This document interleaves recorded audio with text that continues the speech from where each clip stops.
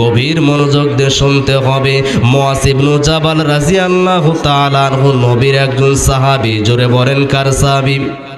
নবীর সাহাবীর নাম হচ্ছে মুআয ইবনে জাবাল রাদিয়াল্লাহু তাআলা আনহু। এই মুআয ইবনে জাবাল রাদিয়াল্লাহু তাআলা আনহু বলেন, একটি গাধার উপরে আমি এবং মুহাম্মদ সাল্লাল্লাহু আলাইহি সাল্লাম বসেছিলাম। নবী ছিলেন সামনে, আমি ছিলাম পিছনে। নবী সাল্লাল্লাহু আলাইহি সাল্লাম আমাকে বললেন, হে মুআয, তুমি কি জানো বান্দার উপর আল্লাহর কি হক আছে? আল্লাহর উপর বান্দার কি হক আছে? মুআয ইবনে জাবাল রাদিয়াল্লাহু তাআলা আনহু বলেন, আল্লাহ এবং তার রাসূলই ভালো জানেন। বিশ্বনবী সাল্লাল্লাহু আলাইহি সাল্লাম বলেন, রে মুআয, বান্দার উপর আল্লাহর হক করো।